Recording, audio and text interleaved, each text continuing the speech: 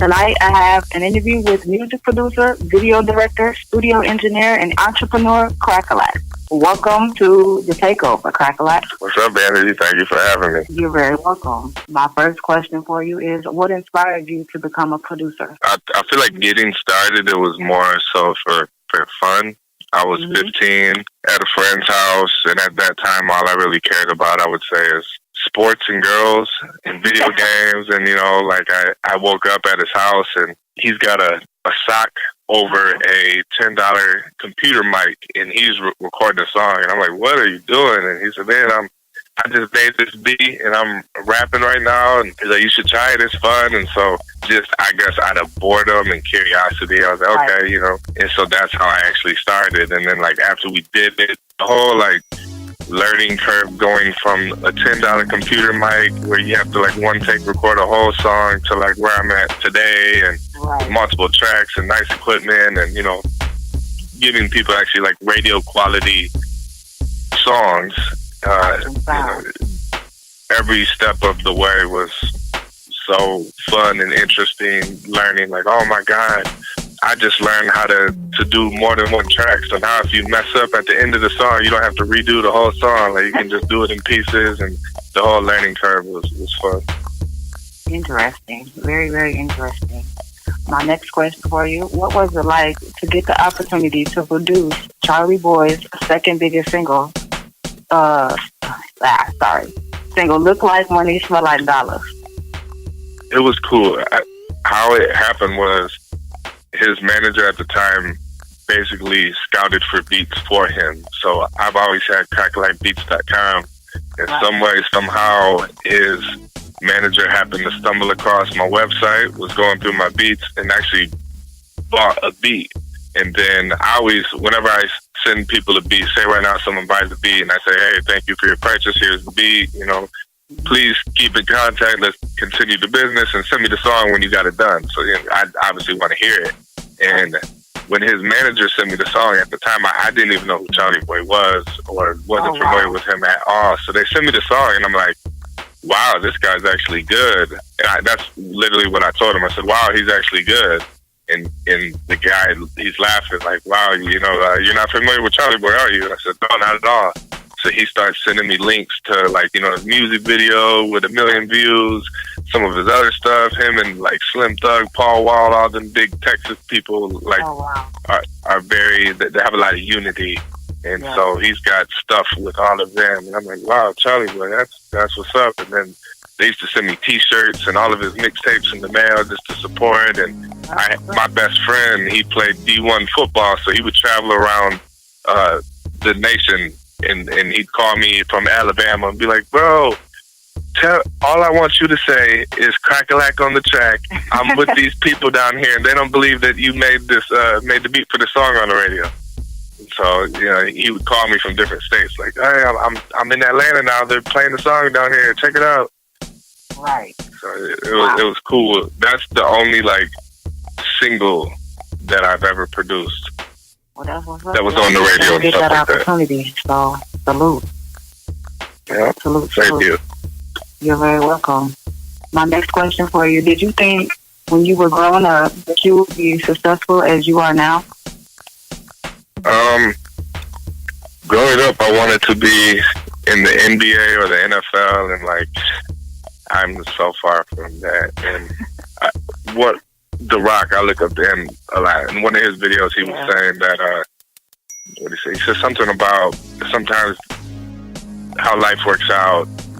Things that at the time you think mean the world to you end up being the best things that never happen. And I just remember when they start going around at, like, freshman, sophomore, junior, senior year, and everyone's like, okay, fill out this test. It's going to ask you questions about interest, and we're going to decide what you want to be when you grow up. And it seemed like all of my friends were like, oh, I want to be a police officer. I want to be a teacher. I want to be a firefighter. And I had no idea what I wanted to do, so I felt scared, like I was going to be a failure and a loser. And then around that same time, that's when I started messing with music and making beats, and I was thinking, like, wow, what I want to do, but people will laugh at me, is be a world famous music producer. Yeah. And so that's what I kind of embraced it, and I learned to have like thick skin during high school because it was kind of like a joke, like Cracka Lack, ha ha ha. That was like a joke that people would say, and now it's like a respected name and brand where someone's like, I just got a beat from Cracka Lack. It's like, wow, that's good. Like, I want to hear that. Or, I got a video from Cracka Lack. You know, it's a good thing now. So I've turned it around. That's good. That's very good. That's very good. Well, the next question for you has to do with your name, and it's how and where did you get the name Cracka Lack? That's very interesting. I want to know.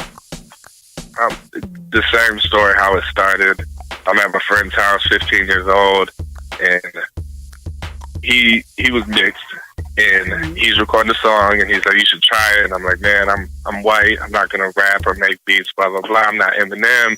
And he kind of threw out there, like, why don't you maybe make fun of yourself and just, like, call yourself Cracka? And I'm like, okay, I'm going to be Cracka the rapper. And at the time, my learning curve was, like, rapping is kind of how I learned how to do all of the services that I provide for artists now, because I started rapping then, so I was recording my own songs, and so I was learning how to record and mix songs by recording and mixing my own songs, and I was learning how to make beats because I was making beats for myself, and learning how to design CD covers because I was designing my own CD covers. So I look at my rap career as like college, and I did that from probably 15 to 21 or so, and I could just never find my voice. And I remember I used to hate the name Cracka Lack. Like, when you go out and you network with people and they're like, hey, what's up? And everyone had a cool name, and I'd always be like, Cracka Lack. They'd be like, what? Cracka what? You know, and I'm like, it's Cracka Lack. Like, you know, what's Cracka Lack? And it's Cracka Lack. And I used be like, to say that okay. when I was younger. That's funny that you say that. I used to say that. And so my real name is Nick, and I think a cooler name might have been like Nick Cash or Lil Nick or Young Nick or Nick Money or some sort of thing like that. But I feel like a name like that nowadays would be so typical that Cracka Lack is very unique, and I don't think there is another Cracka Lack out there. And no, it's not. You know, so you want a unique name where people actually hear, like, that are listening to this and they're like, okay, I want to find out more about this guy. I'm gonna Google Cracka Lack. Like, now you're gonna find me. Versus if I had a name like Nick Beats or something like that, you're going to find a million other people. That's so true. You're actually one of a kind. There's nobody like Cracka Lack, I must say. You're one of my favorite people, I must say. That's why I had to get you on my show. I was like, I know who I'm interviewing. I'm glad to be on the show. For sure. Okay, the next question is, do you see yourself starring in or producing movies at any time soon? As far as anytime soon, I'd say no. But in the next 5 years, like, definitely. I've looked into the whole process of, like, how does a movie work? When you buy a movie ticket, how does the actual movie get money from that? How does the theater get money from that? How does it all work? And how do you get a movie in the theaters and writing the script and all of that stuff? And I actually looked into it a lot about 5 years ago, and I was going to make a horror movie back in like 2012. And I've always been a fan of like the Halloween, Michael Myers, or Jason, Texas Chainsaw. And so I was like, if I make a movie, I'm not going to try to do what everyone does and do like a hood documentary or a hood comedy. Like, nah, I want to do a horror movie. Like, you wouldn't expect that.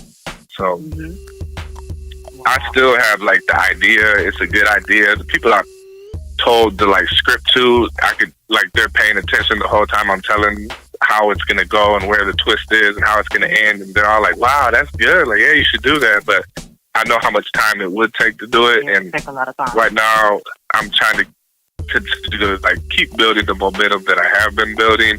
And it's like, you just got to get your foot in the door, whether it's producing, doing videos, doing engineering, or one of my businesses. So once one of those officially get me in the door and I'm in a more comfortable place, then I can be like, okay, I've always wanted to make a movie, so right now I'm going to actually take the time to make a movie. I've always wanted to write a book, so right now I'm going to actually write a book. So all that stuff is coming. It's just in due time. I can't wait. I cannot wait. That is going to be so interesting and so amazing. Wow.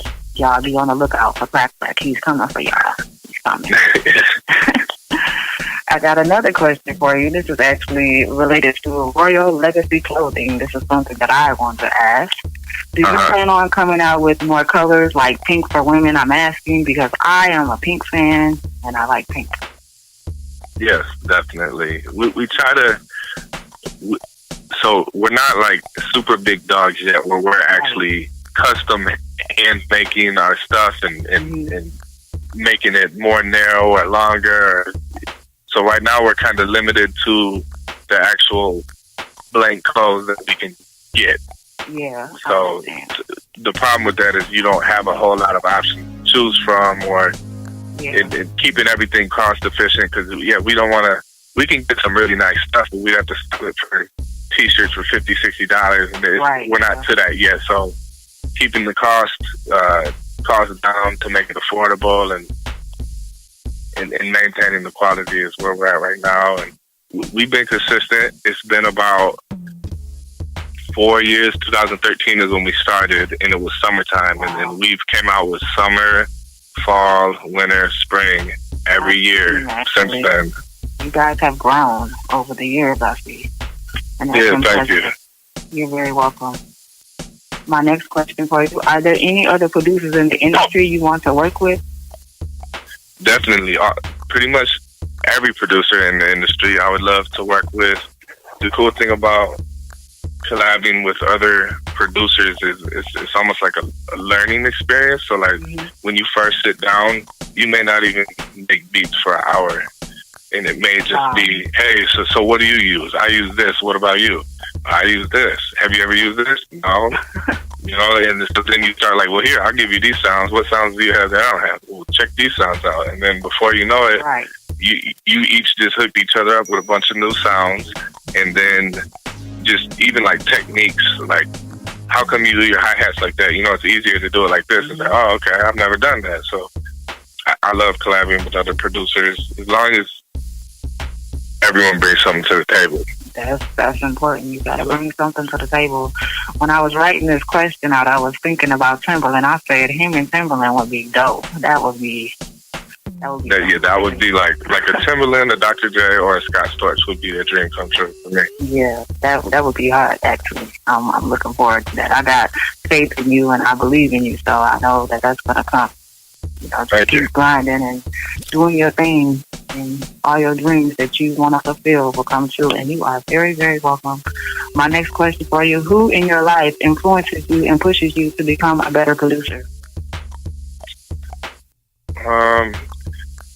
I know just like my daughter pushes me to become just a better person in general. So I apply that to being a better son, brother, boyfriend, producer, video director. I just kind of apply that to everything that I do, just becoming better. That's amazing. She's so cute. Just like you. Thank you. She's cracking me up with her little baby doll. Oh, she's amazing though. Okay, where do you see yourself in the next 5 years? We just talked about it. So 5 years from now, I'm 29 now, I'll be 34.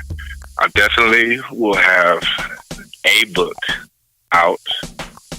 I love what I do now. Right. The only thing is I just wish it was on a larger scale. And I think with people that are into like, a bigger platform. And so that's why I'm into the social media every day, and I do vlogs, because it's like, I want to show people me build my platform from start to finish. And so 5 years from now, say if my following is a million different followers on different social medias or whatever, fame, fortune, whatever it is, you can go back and say, wow, he documented his journey. We can go back and watch it. Oh, like I can see him taking trips. I can see him working with different people. I can see him share his thoughts on success and like just talking to the camera on how bad he wants it, and not just saying it and showing it. And that I always preach, show people that you're working, don't just tell them.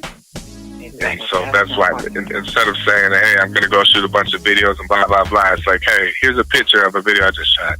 And then 2 days later, here's a picture of a video I just shot again. just let your actions speak. You know, right. I'm happy with, you know, I feel like every day my following grows a little bit, and that's the right direction that I'm trying to go. Yeah. And it's a happy feeling to see that, like, I feel like I'm planting a crop that's as big as the state of Michigan, and right now, only a tiny bit that would fill up like the south side of Lansing is harvesting, and everyone's like, "Wow, like you're successful," and blah blah blah. And it's just like there's so much more coming. Yes, that's very true. Your following is actually grown. I was looking. I said, "Wow, he's at 17. You're at 17,000 and something.